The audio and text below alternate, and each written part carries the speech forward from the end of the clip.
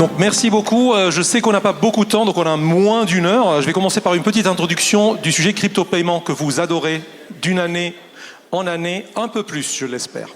Je sais que ce n'est pas toujours la priorité de tout le monde, mais l'adoption de la technologie blockchain dans le monde des paiements avance et même s'accélère au monde. Je vous donne un premier chiffre, 174% de croissance des transactions en paiement par des technologies, par des moyens de paiement comme Bitcoin ou des stablecoins.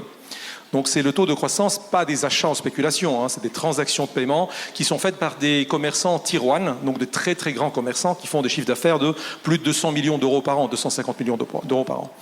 Un autre chiffre, l'adoption, elle a augmenté en termes de porteurs. On a dépassé largement les 420 millions de porteurs de crypto-paiement au monde.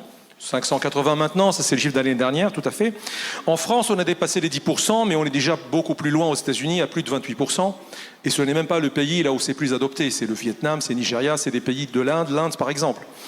Pour vous donner 2-3 chiffres encore supplémentaires, en comparaison avec nos paiements classiques, les commissions sur les paiements en crypto-paiements sont inférieures à 0,5%, contre 4% en moyenne au monde pour les paiements e-commerce, 2 à 4%. Les paiements cross-border en crypto-paiement, c'est moins d'une seconde, typiquement Bitcoin Lightning. Hein. Les transactions illicites, donc frauduleuses, scams, anti-sanctions, blanchiment d'argent, sont inférieures à 0,25% sur les transactions crypto, alors qu'elles sont de l'ordre de 4% sur les transactions classiques. Donc je ne vais pas trop prendre le temps, je vais commencer tout de suite à poser les questions, moi et Denis, à nos prestigieux speakers, que je remercie d'être là avec nous aujourd'hui, et on switchera un tout petit peu en anglais pour JP Morgan. Denis, je commence avec la première question. Donc on va commencer par Emma. Je pose la question en français, Emma, parce qu'elle est québécoise d'origine, mais elle s'exprime en anglais peut-être. Donc on va commencer par poser la question sur comment vous voyez chez JP Morgan un peu l'adoption au monde et les tendances sur l'avancée de l'adoption des crypto-paiements, le mot qu'on utilise ici chez France Payment Forum. Thank you. Perfect. Thank you, everybody, and thank you for having me. So for those of you who don't know, my name is Emma Landrio. I sit within the Onyx Coin Systems team at JP Morgan, and Onyx is actually a business unit that encompasses all of the bank's blockchain infrastructure projects. So I sit specifically in the section where we focus on blockchain-based value movement, JPM Coin, or coin systems. And largely how we see kind of our vision of the world, right, of how blockchain-based payment and value movement is evolving is aligned with how we see the evolution of ledger technology. So the first type of ledger that we look at is a single bank ledger. And this is really where we take existing ledger structures in the same way that we're used to processing our payments on today, but we change the underlying technology. We put them onto a blockchain or a distributed ledger subledger so that we can enable clients to move value on those ledgers in real time, 24/7, frictionlessly, and across the globe. And we're able to do this by having various funding locations where clients can open what we call blockchain deposit accounts so that they can leverage those specific footprints to move value across the world. This means they're not stuck with operating hours, cutoff times, and other issues with treasury management. And we see a lot of use cases that are currently adopting. I should say, like, this is live today. It's been live for 2 or 3 years. We've recently reached processing over $1 billion a day in transaction value. And we're live with Euro and USD and in 8 funding locations around the world. So I make this point about this single ledger type of solution because I think it's important that we realize blockchain actually is moving value today to a substantial degree. Sure, it's a little portion of what we're moving as JP Morgan is the global footprint and the global bank, but there is substantial adoption.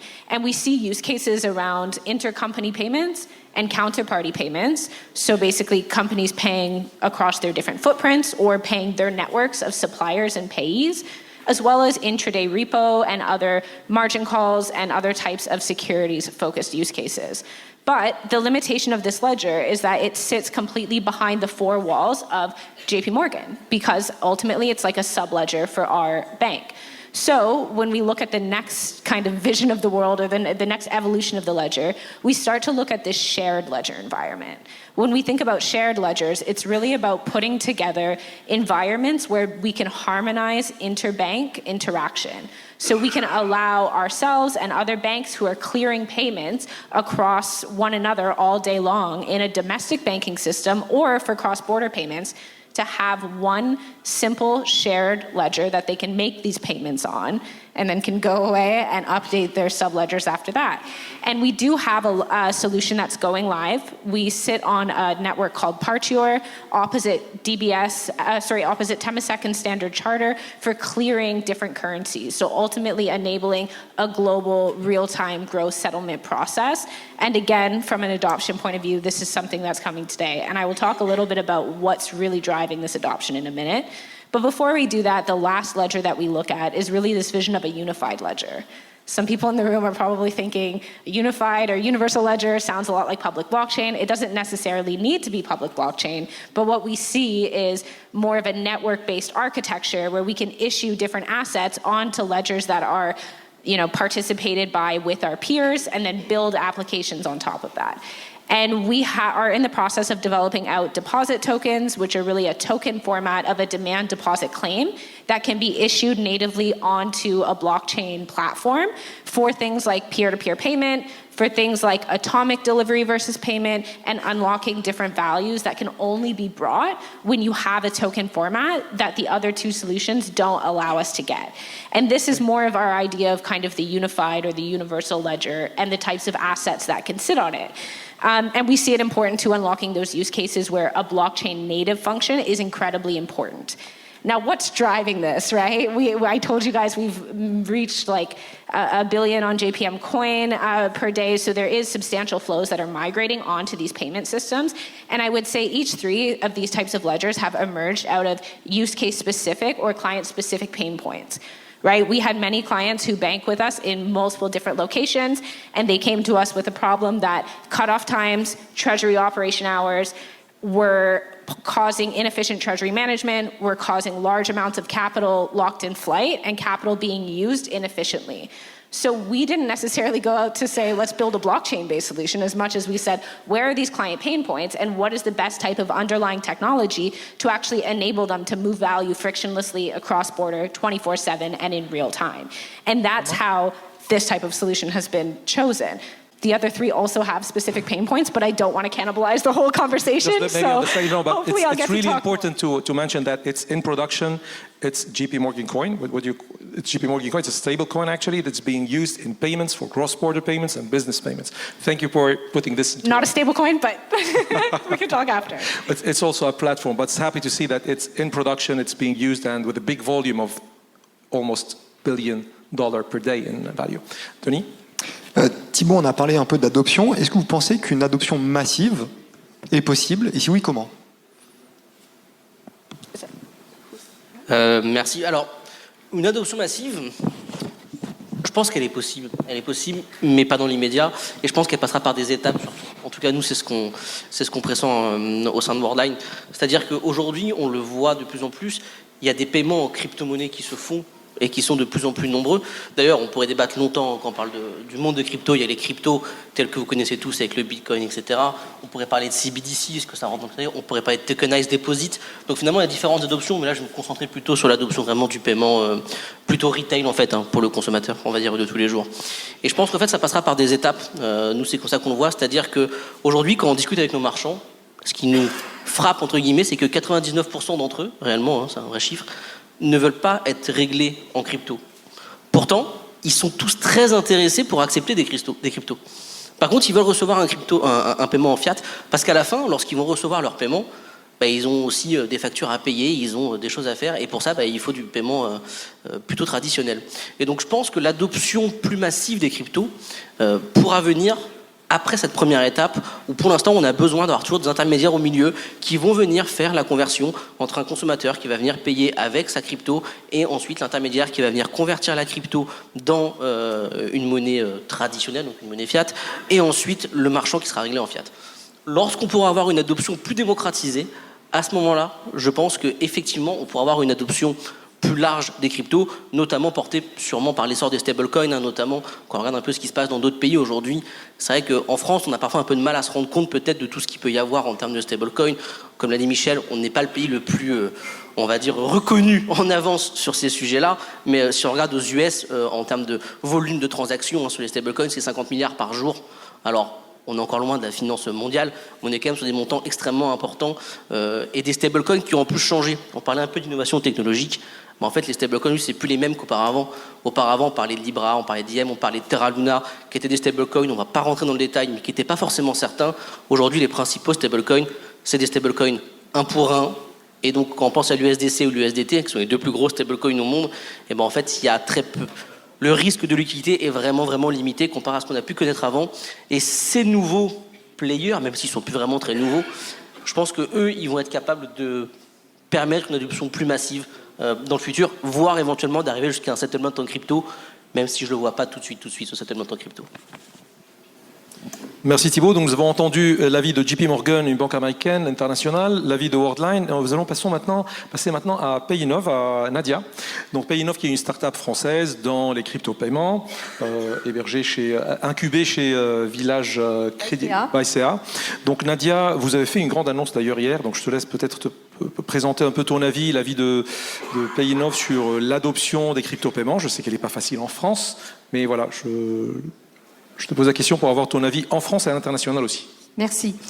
Écoute, nous, en France, on a pris le parti justement de résoudre un peu les problèmes que tu viens de citer, à savoir la solution qu'on propose à nos commerçants, c'est une solution où il va pouvoir accepter les cryptos de tous les gens, donc tous les wallets du marché, pourront effectuer des transactions chez nos commerçants, bien sûr munis de notre solution, puisque notre solution, elle est non seulement sur les sites marchands, mais aussi dans les magasins, dans les terminaux de paiement, tout ce qui est iOS, Android. C'est possible de faire des transactions. Donc, si on est un crypto-enthousiaste et qu'on a envie de payer avec sa crypto, on rentre dans le magasin qui a notre solution et à partir de là, le commerçant, lui, il peut être réglé en crypto s'il souhaite. S'il veut être réglé en fiat, aussi c'est possible. S'il souhaite payer en crypto, eh bien nous on a une solution aussi, puisqu'on travaille aussi avec les commissaires aux comptes, puisque tout commerçant qui se respecte a besoin de payer sa TVA et ses impôts. Et donc du coup, on lui fournit un fichier d'écriture comptable qu'il va pouvoir insérer, donc injecter dans sa comptabilité, en travaillant bien sûr de concert avec son commissaire aux comptes ou son comptable. Et à partir de là, eh bien, un actif comme la crypto, c'est un actif. Le jour du bilan, on va le valoriser au cours du jour et ça rentre comme un stock, comme un produit dans son stock. Et par contre, s'il veut être payé en crypto, en fiat, eh ben, c'est possible. On lui transfère cet argent-là sur son compte bancaire et puis là, il n'a plus de problème de comptabilité puisque c'est directement dans son relevé bancaire et dans ce cas-là, il va pouvoir payer sa TVA, etc. Sachant qu'au départ, vous le savez, comme on est en train de se le dire, c'est pas encore l'invasion en paiement en crypto, donc il aura assez d'argent pour payer en fiat du reste de ces transactions et la crypto deviendra petit à petit, elle montera en gamme et en montant. Donc il y a des solutions françaises qui résoudent toutes ces difficultés pour le commerçant, pour l'acceptation. Exactement. Merci Nadia. Merci. Alors, Alexandre, on a beaucoup parlé de paiement finalement entreprise à entreprise, de l'encaissement côté particulier, mais chez vous, côté Sopra Banking Software, comment vous intégrez la blockchain ou les crypto-paiements au sein de la définition d'un nouveau produit ? Oui, bonjour à tous. Donc, Alexandre Esgodzi, on m'a présenté rapidement, mais ça fait 11 ans que je suis dans l'écosystème des crypto-monnaies.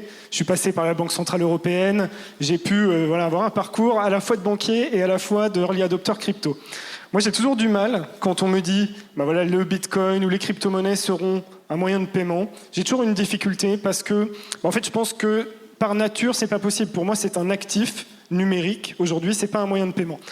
Pour vous donner un exemple, c'est simple. Les frais sur Bitcoin pour effectuer une transaction depuis début janvier, c'est à peu près $8 par transaction. Qui a envie d'acheter son café en payant 8 $ de frais? Si vous voulez, personne. C'est aussi simple que ça. Pour moi, tout le sujet autour des paiements, ça va être sur du Lightning Network, ça va être d'autres choses, mais même encore ça fait des années aujourd'hui qu'on travaille dessus. Il n'y a pas de solution fiable, scalable, ou en tout cas qui sont utilisées par le grand public aujourd'hui. Cependant, on voit quand même une adoption des cryptoactifs qui est de plus en plus forte. Il y a des banques retail à l'échelle européenne qui sont en train de se lancer sur les cryptoactifs, qui les proposent à leurs clients. Vous avez Raiffeisen qui vient d'annoncer qu'elle allait permettre à l'intégralité de ses clients en Autriche et en Suisse d'acheter et de détenir des cryptoactifs, d'effectuer également des transactions avec. Alors moi, je parle plus de transactions que de paiement, mais il y a aujourd'hui un vrai engouement du côté des banques, et je l'ai vu aussi dans ma précédente vie chez Chainalysis, vers l'adoption au final des crypto-monnaies par les usagers. C'est à peu près aujourd'hui 6-7 millions de Français qui ont de la crypto, donc il y a un vrai besoin pour les banques d'innover sur ce sujet. Il y a une première grande banque française, qui je la laisserai annoncer ça quand elle aura décidé de le faire. Mais nous, chez Sopra Banking, en fait, on est en train de se dire que on fait des core banking. Donc, si vous voulez, nous, on s'adresse majoritairement à des banques qui ont des clients retail, qui ont besoin de faire du paiement classique. Mais c'est en train de devenir un vrai différenciateur, au final, pour ces banques. Et elles ont besoin de proposer des services qui sont désormais innovants. Surtout quand on voit ce que les GAFAM sont en train de proposer, quand on voit, si vous voulez, de l'Apple Pay, quand on voit d'autres solutions.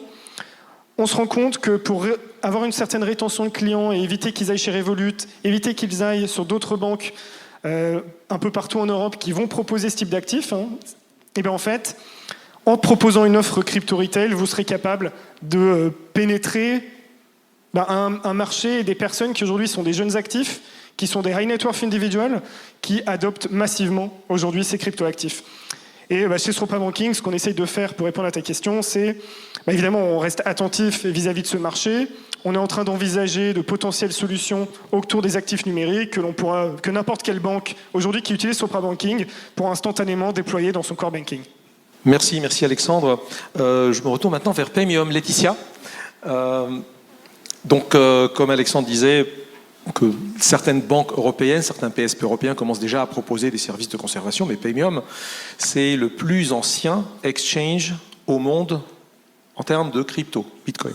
Le plus ancien, c'était MTGOX qui n'existe plus, donc celui qui est encore vivant, et j'espère pour longtemps, c'est Paymium, et Laetitia, elle est directrice générale de Paymium. Donc Laetitia, est-ce qu'on peut parler un peu de l'adoption en crypto-paiement, parce que la partie conservation, la partie trade, elle est un peu établie. Donc maintenant, la partie Paymium, crypto-paiement. Tout à fait. Bonjour à tous. En effet, on observe beaucoup un changement ces dernières années autour de la demande en service de paiement en crypto, notamment Bitcoin.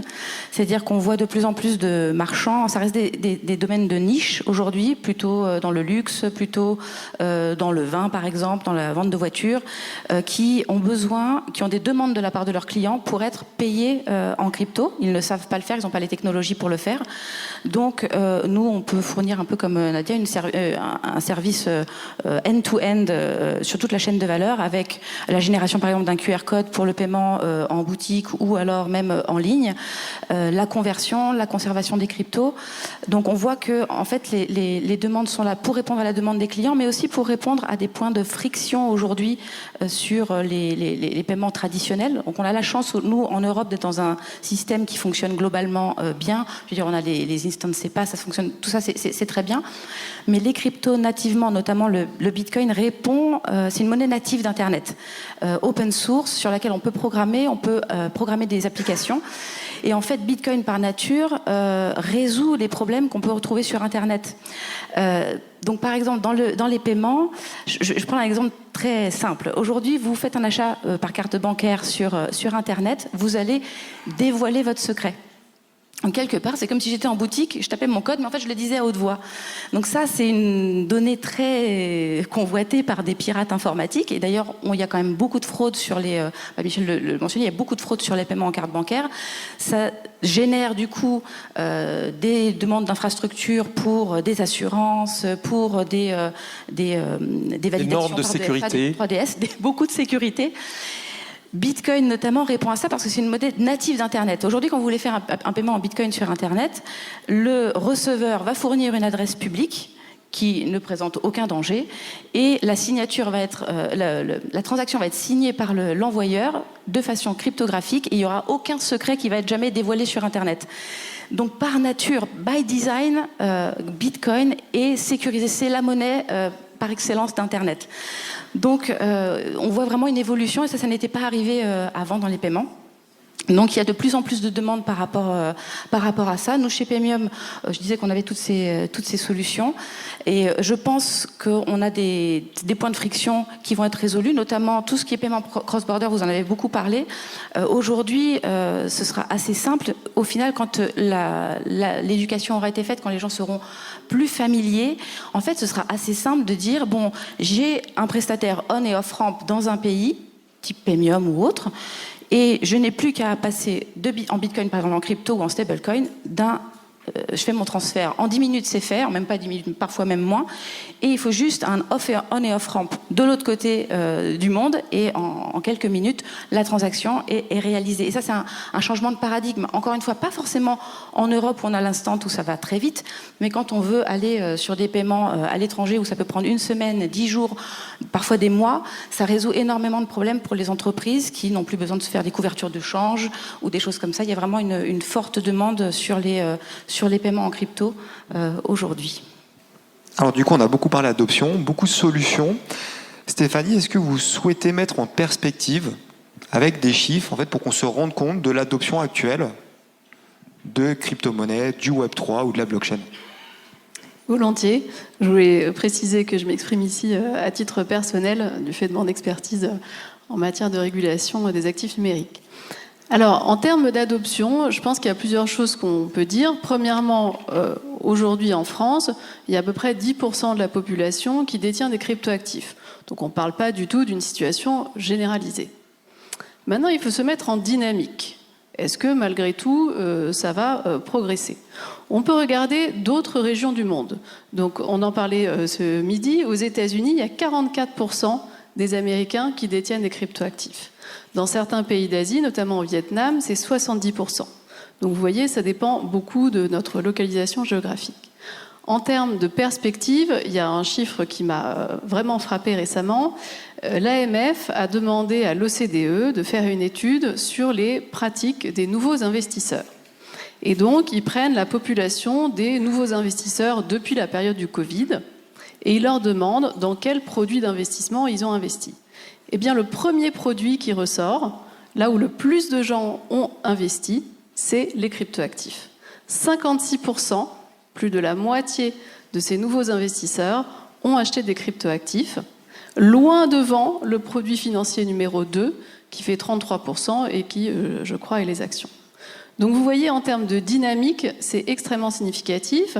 Et même en termes de stock, quand on regarde aujourd'hui en France, il y a plus de gens en pourcentage qui détiennent des cryptoactifs que de gens qui détiennent des actions en direct, pas via des assurances vie, etc. Donc on voit bien que l'adoption est en train de progresser. Maintenant, quel peut être l'impact sur les paiements? Moi, mon sentiment, c'est qu'il y a énormément encore à faire. Parce que, un chiffre de la BCE, actuellement, on estime que 18% des Français utilisent des cryptoactifs pour les paiements. Donc ça reste quand même assez faible. Mais on voit bien, si le nombre de détenteurs augmente, nécessairement, il y aura des use cases supplémentaires avec ça. Et donc, sur les principaux cas d'usage, ils ont déjà été cités. Donc, il y a les paiements transfrontaliers. Et si on va un petit peu plus loin, on se dit, ce qui va émerger ensuite, c'est tout ce qui est autour de la finance décentralisée. Donc, la capacité pour chaque individu de détenir lui-même ses actifs dans un wallet, dans un portefeuille dont il détient la clé. Donc, ces actifs ne seront pas déposés dans une banque ou chez un intermédiaire.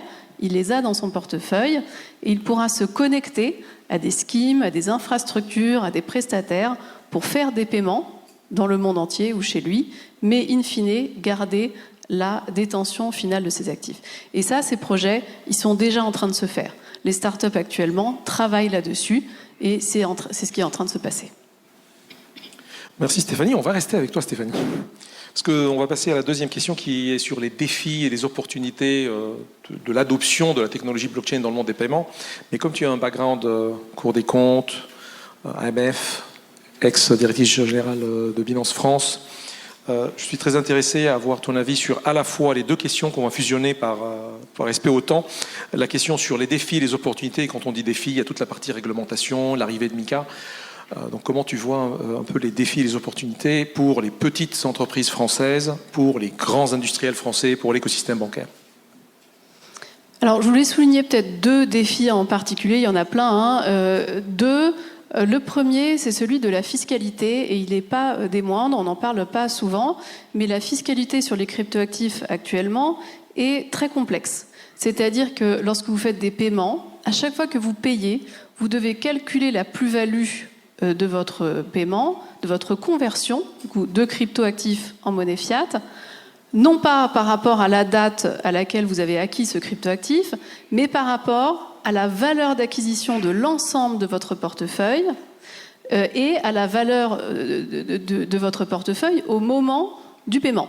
Donc, très compliqué. Mission impossible, carrément. Mission impossible. Et ce qui fait que certains utilisateurs sont finalement réticents à faire des paiements parce qu'ils se disent que de toute manière, ils n'auront pas les moyens de respecter la réglementation fiscale. C'est quelque chose qui est souligné alors justement par la Cour des comptes, qui a fait un rapport sur la régulation des cryptoactifs en décembre et qui dit qu'il faudrait déjà donner plus d'informations facilement accessibles sur la fiscalité existante et également adapter cette fiscalité à l'avenir des cryptoactifs, notamment dans le domaine des paiements. Donc ça, c'est un chantier qui est ouvert et à mon avis qui va se dérouler dans les années à venir. Donc le premier enjeu, c'était la fiscalité si on veut faciliter l'adoption. Le deuxième, c'est la réglementation. Parce que tout cet univers des cryptoactifs, il est en voie de réglementation massive. Donc pour ceux qui ne sont pas familiers, il y a eu une première vague de réglementation nationale avec la loi Pacte en 2019, qui a soumis le secteur à des obligations de lutte anti-blanchiment. Il y a une deuxième vague qui va arriver avec le règlement MiCA, qui va entrer en application en 2025. Il y a la révision de la directive sur les services de paiement, il y aura une table ronde dessus. Et ça, c'est absolument nécessaire parce que autant la partie investissement des cryptoactifs est maintenant bien régulée, enfin je veux dire le cadre est là, autant sur la partie paiement, on ne sait pas encore très bien quelle utilisation tombe dans quelle case. On ne sait pas très bien comment s'articule le règlement MiCA avec la future directive DSP3. Et finalement, quand on fait des activités de paiement sur crypto, et j'ai eu à en faire par le passé, il y a toujours cette incertitude en Europe. On ne sait pas trop quelle réglementation appliquer et ça fait peser des risques sur le développement de l'activité. Donc j'espère vraiment que les années à venir vont pouvoir lever ces verrous. Merci Stéphanie. Alors Nadia, du coup, on va rester sur le domaine des paiements et essayer de faire un maillage entre les opportunités et les risques, d'avoir un peu ce double système entre le paiement, l'encaissement, sur de la monnaie fiat et sur de la monnaie crypto-monnaie. Et donc du coup, comment voyez-vous finalement l'impact des futures réglementations sur l'acceptation et le développement au sein de votre activité de l'encaissement de crypto-monnaie? Alors, au niveau de la régulation, nous, on aimerait bien que la régulation soit identique partout en Europe déjà, parce que il y a, comme d'habitude, plus de restrictions en France que sur l'Europe. Donc, ça serait bien que, un peu comme ce qu'on est en train de vivre d'ailleurs pour le bancaire classique, on voudrait qu'il y ait vraiment une solution de régulation internationale, parce que si vous êtes en France, vous n'avez pas les mêmes taxes, les mêmes problématiques que si vous allez en Pologne ou que vous allez même en Allemagne ou en Belgique. Donc ça, ce serait déjà une première chose à ce que l'Europe déjà régule d'une manière correcte. Ensuite, nous, on voit quand même pour les pays non bancarisés, ou en tout cas où il y a très peu de bancarisation, on aimerait bien, c'est une solution aussi pour ces gens-là qui vont pouvoir bénéficier quand même de possibilités de payer sans avoir malheureusement une carte ou un compte bancaire comme à l'habitude chez nous en Europe. Donc ça, c'est vrai que ça va aussi ouvrir je dirais le spectre non bancarisé. Il ne faut pas oublier, il y a l'Afrique, il y a les pays d'Amérique latine où la monnaie est très très volatile aujourd'hui ou très endommagée. émergés, style l'Argentine par exemple, et ben ces pays-là, d'avoir de la crypto pour pouvoir justement l'utiliser, ne serait-ce que les diasporas qu'on a ici qui envoient l'argent dans leur pays, se voient aujourd'hui avec les Western Union, etc., avec des frais monstres, contrairement à la crypto qui, elle, ne connaît ni les vacances, ni les week-ends, ni la nuit, ni le jour. Elle travaille tout le temps. Donc il n'y a pas d'arrêt de pouvoir envoyer. J'envoie de l'argent, il arrive aussitôt de l'autre côté. D'ailleurs, je l'appelle monnaie parce que tout simplement, il y a le Salvador qui l'a élu monnaie nationale. Donc la crypto, notamment le Bitcoin, s'appelle une monnaie. Après le reste, c'est des altcoins qui viendront par la suite. Voilà, donc ça c'est vraiment ce que nous on pense, en tout cas. Merci Nadia. Peut-être sans rentrer dans le débat monnaie ou pas, en tout cas c'est une devise étrangère à la rigueur pour ceux qui souhaitent du Salvador au moins. Mais au moins c'est un moyen de paiement. C'est-à-dire qu'il y a des gens qui possèdent cette crypto-actif qui souhaitent l'utiliser comme moyen de paiement. Voilà, je vais me retourner vers Laetitia. Donc pareil, c'est la même question, c'est les défis, les opportunités et votre vision pour le développement des start-up françaises, enfin la vision pour l'Europe au moins aussi. J'aimerais rebondir rapidement sur la partie fiscalité et ce que vous venez de dire par rapport au Salvador, parce que en effet, le Salvador ayant reconnu le Bitcoin comme monnaie en cours légale, en droit, normalement, la France devrait reconnaître le Bitcoin comme une devise, ce qui devrait impacter fortement la fiscalité et donc avoir une fiscalité comme les devises et non pas comme des cryptoactifs. Or, ça fait un grand débat à Bercy, ça pose des problèmes, mais c'est très intéressant. Dans les défis, moi, j'aimerais pointer aussi le défi des stablecoins parce que il y a eu quand même des gros scandales qui ont eu lieu. Et même si aujourd'hui on a des gros stablecoins, je trouve que encore le monde des stablecoins manque de transparence sur la conservation 1 pour 1 de la devise qu'ils sont censés représenter. Je pense qu'aujourd'hui il y a encore des risques à utiliser certains stablecoins. Pour ce qui est de maintenant des opportunités, on l'a vu, Bitcoin en fait réduit drastiquement certains risques, réduit de facto des coûts. Et Bitcoin, il faut comprendre ça comme vraiment un réseau open source sur Internet qui est programmable. C'est-à-dire qu'aujourd'hui, tout le monde peut y participer, tout le monde peut rentrer dedans. Et je pense qu'on n'a pas encore connu les applications qui seront utilisées dans 20 ans et qui vont être programmées sur des réseaux comme Bitcoin, par exemple. Et donc, nous, chez Paymium, avec cette infrastructure 360 degrés qui va de la conservation à la conversion au paiement, on est très curieux de voir quelles applications vont être là pour se positionner sur tout ça et au mieux accompagner les clients, au mieux accompagner la compréhension, l'adoption et l'éducation. Parce qu'il y a beaucoup d'éducation à faire sur ces sujets encore qui sont... c'est un peu c'est un changement de paradigme et c'est pas facile. C'est désapprendre tout ce qu'on a appris et ce n'est pas évident. Il y a beaucoup d'éducation à faire sur le sujet. C'est même générationnel aussi. C'est générationnel, oui. Alors, du coup, je vais sortir un peu du monde réglementaire. On a beaucoup itéré dessus. On parle beaucoup d'adoption. Et Alexandre, j'aimerais vous poser une question parce que vous aviez fait tout à l'heure un parallèle pour dire qu'actuellement les fees sur les transactions étaient très élevées et vous développez aussi une solution en fait d'intégration de solutions blockchain dans des core banking systems actuels.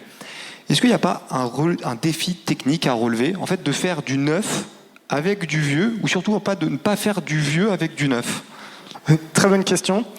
Alors effectivement, le problème des core banking traditionnels, on va dire, c'est quand même que les montées de version, l'évolution de ces core banking quand ils sont déployés on-prem, ça reste aujourd'hui extrêmement difficile et très coûteux pour les banques parce qu'elles vont avoir besoin de passer par des prestataires de services. Aujourd'hui, la division dans laquelle j'interviens majoritairement chez Sopra Banking, c'est une division qui s'appelle Digital Core où nous, notre objectif, c'est de faire le futur de core banking, donc dans le cloud. Aujourd'hui, on est en train de proposer et de migrer l'intégralité de nos services de core banking classiques sur du cloud. L'avantage de ça, c'est que déployer des nouveaux services comme, si vous voulez, de la crypto-monnaie, en fait, ça va être beaucoup plus simple. Alors, nous, on proposera sans doute un service end-to-end dans le futur où vous pourrez cliquer sur un bouton et activer un module lié aux crypto-monnaies. Ce sera aussi simple que ça pour une banque, parce que ce sera lié aux autres parties de notre core banking cloud, la partie paiement, la partie tenue de compte. Tout sera dans un seul et même écosystème. Quand vous construisez une brique comme celle-ci au sein d'un core banking, et spécifiquement parce que c'est de la crypto, il y a différents sujets à prendre en compte. Il y a la partie custody, pour gérer, détenir les différents assets. Il y a la partie compliance. On n'en parle pas assez, mais aujourd'hui, il y a quand même une réglementation avec MiCA qui est extrêmement forte, qui impose des règles. Et autant vous dire que tous les acteurs, aujourd'hui, ne sont pas totalement compliant, que ce soit en France ou en Europe, sur ces sujets. Nous, chez Sopra Banking, on sera vraiment extrêmement strict, comme nous le sommes aujourd'hui. On accompagne la majorité des banques sur les aspects de réglementation et on continuera à le faire dans nos services, même dédiés aux cryptos. Vous avez la partie sourcing de liquidité. Où est-ce que vous allez récupérer de la crypto, sur quelle plateforme d'échange, quelle bourse, et vous allez devoir proposer à vos clients un prix, un tarif, sans peut-être vous-même détenir ou être plugué à ces différents exchanges. Donc derrière vous aurez la partie reporting, la flat tax, et ça on peut en parler aussi des heures. Donc il y a tout un tas au final d'éléments qui seront présents dans ce type de solution et qui vont permettre en fait de proposer une offre bout en bout, en fait, sur ça, et qui va pouvoir maximiser surtout la valeur pour les banques. Parce que si la banque s'adosse à un tiers qui va lui faire toutes les actions, les marges que vous allez pouvoir en tirer, elles seront forcément beaucoup plus faibles. Et aujourd'hui, on sait que les marges sur ce type d'actifs, ils restent élevés, attractifs, et c'est pour ça que vous avez des grosses sociétés comme Coinbase, comme Binance, qui aujourd'hui font des profits qui sont assez importants. Merci Alex. D'ailleurs, j'ai un petit complément d'information. On a parlé tout à l'heure des chiffres en Afrique, dans les pays qui souhaitent faire du paiement cross-border. J'ai des chiffres internes de banques françaises et internationales pour les paiements vers des commerçants comme Binance ou comme PayPal ou comme d'autres commerçants. Et c'est Binance et les cryptos qui passent en numéro 1 devant PayPal, par exemple. Il y a tellement de flux de transactions qui se font sur les cryptos dans les pays africains que c'est devenu devant PayPal. Je me retourne vers Thibaut. Donc Thibaut, je sais que vous travaillez aussi sur le sujet de l'euro numérique. Vous travaillez aussi sur des sujets de crypto-paiement en général, de toute façon. D'ailleurs, à France Payment Forum, nous, dans le GT Crypto Paiement, on soutient beaucoup à la fois les projets de monnaie numérique de banque centrale, wholesale d'abord et retail aussi, avec une ouverture vers les paiements en crypto-paiement en général ou le Web3 en général. Et donc, quelle serait votre vision à la rigueur personnelle, mais surtout celle des activités et des projets actuellement chez Worldline en termes d'opportunités pour le marché, à la fois avec l'arrivée de l'euro numérique qui risque de prendre un certain temps, et en parallèle cette adoption qui ne fait que s'accélérer en termes de crypto-monnaie et crypto-paiement. Oui, merci pour la question. C'est intéressant. En fait, déjà, moi, je n'oppose pas du tout les deux. Alors, on l'a vu, je pense, ce matin avec le panel sur l'euro numérique. Il y a plein de débats. Alors, je vais me concentrer encore une fois sur le retail, pas sur la partie wholesale. Mais le retail est source de convoitises et de débats animés, ça c'est sûr. On l'a vu ce matin. Mais moi, je n'oppose pas du tout les deux. Je pense que chacun aura une fonction. Tout le monde trouvera sa place. Et puis, finalement, quand on y réfléchit, ça c'est mon avis personnel en tout cas, mais je pense que le rôle d'une banque centrale, comme ils le disent, c'est un rôle public de fournir un moyen de paiement. Et finalement, l'euro numérique d'ailleurs n'est pas un nouveau moyen de paiement, d'ailleurs c'est juste une nouvelle façon de dépenser une monnaie qui est déjà existante. Donc je n'oppose pas du tout les deux, et nous à Worldline, notre vision finalement elle est assez simple, puisqu'on fournit des services aux marchands, c'est de fournir aux marchands les services dont ils ont besoin. Et donc les marchands à terme ils auront besoin de pouvoir accepter un euro numérique, forcément, si jamais le processus a suivi, etc. On ne va pas rentrer dans le débat qu'on a eu ce matin, mais également, ils ont besoin d'accepter ces cryptos et ces nouveaux moyens de paiement. Finalement, quand on parle d'opportunité, moi ce que j'aime bien, c'est de dire, en fait, l'opportunité, à notre niveau, pas qu'on s'en fiche un petit peu si je dois être provocateur, mais en fait, c'est là, c'est déjà là, il y a de l'argent dans la poche des consommateurs, et ils veulent le dépenser. Ils veulent le dépenser chez les marchands. Donc nous, notre rôle, de toute façon, il est un peu agnostique, il est de dire, on va fournir aux marchands les services dont ils ont besoin, comme j'ai dit tout à l'heure, en fournissant éventuellement des steps intermédiaires quand c'est nécessaire.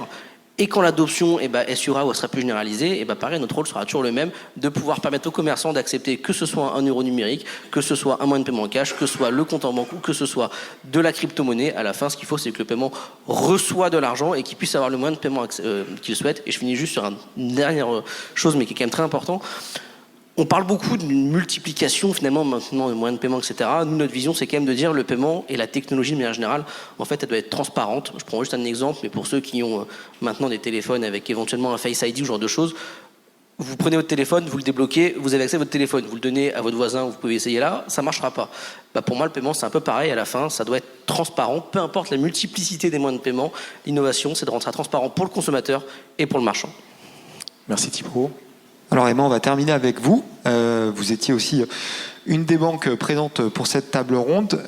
Est-ce que vous pourriez nous présenter les challenges finalement d'adoption du JP Coin, autant pour JP Morgan que pour ses clients, et de switcher finalement d'une infrastructure paiement un peu traditionnelle vers des infrastructures Web3?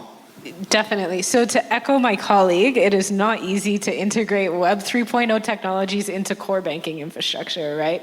This is definitely a realistic challenge with all of the blockchain-based payment rails that we brought to market. I would say there's two pieces to it, right? There's leveraging the distributed ledger as it can, but ensuring, especially for a solution like JPM Coin, which really is a blockchain deposit account, we have to ensure that we can integrate with our core banking systems that does things like fraud checks, like sanction checks, like posting to our general ledgers, like all of the end-of-day reporting that we have to be able to do. So there's one piece of it that's a technology system integration, solutioning and thinking through when you actually want to develop these solutions to be integrated into your existing tech stack so that they can be secured payments just like the rest of our payment rails that we would offer at JP Morgan are. So that's one piece. But then the other piece is that from a client perspective, right? To answer your question, when we think about our clients who are large corporates and other financial institutions, they are very used to getting, MT 940 reporting, so your SWIFT reporting. They're used to using API connectivity gateways and having UIs to make their payments. They're used to having ISO 2022 messaging standards. And those things are not inherently available on blockchain-based payment rails. So again, you need to be designing your solutions like JPM Coin and our blockchain deposit accounts to be able to facilitate the ways that your clients are actually doing business so that they can leverage all of this enriched data and benefits that blockchain can bring in their actual workflows. Because that's the only way you're going to drive volume and drive adoption, is that if they can be integrated. And then I guess not specific to our kind of single ledger solution, but looking the next step forward, some of the other challenges that we see with more blockchain native payments, so things like deposit tokens being paid on blockchain native platforms, central bank digital currency payments, CBDC payments, right, blockchain native, is that one, payments are not made in a silo, so you can move the industry forward only as long as everybody is willing to play, and the intermediaries who are part of the payment process also start integrating these systems. And then two is a big point of creating blockchain native payments is so that we can have peer-to-peer payments, right? Payments that are made instantly from one wallet address to the other, or a delivery versus payment from one wallet address to the other very quickly. But if your token is a claim on the balance sheet of a regulated institution, we have to solve for ways to bring compliance and controls functions on-chain without sacrificing the ability to do peer-to-peer payments. So we've looked at doing this by actually out of Project Orchid, which we can share more, find me after, because I know we're almost out of time.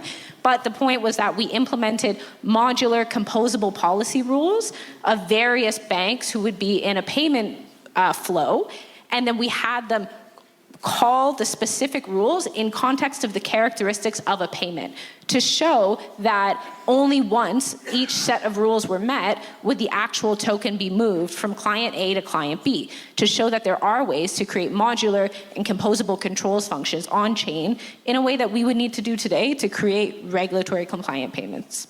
Thank you very much, Emma. Avant de conclure, un dernier mot, je vous invite à venir rencontrer à la rigueur les speakers si vous êtes intéressés par creuser. Je sais que ça pose beaucoup de questionnements de comment un jour ramener ça à nos écosystèmes classiques. Et si vous le souhaitez, n'hésitez pas à rejoindre le GT Crypto Paiement pour être toujours mis à jour sur les avancées. Il y a aussi, je vous invite à voir, Polytechnique, elle a publié récemment un dossier complet sur Bitcoin. Alors ça inclut des articles sur la partie économie, mais aussi les crypto-paiements.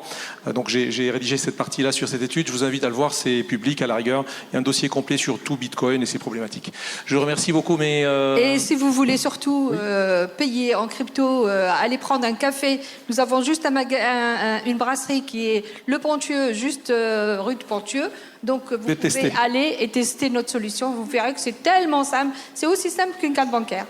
Merci beaucoup. Et on vous rend le micro à temps, Hervé. Voilà, juste à l'heure.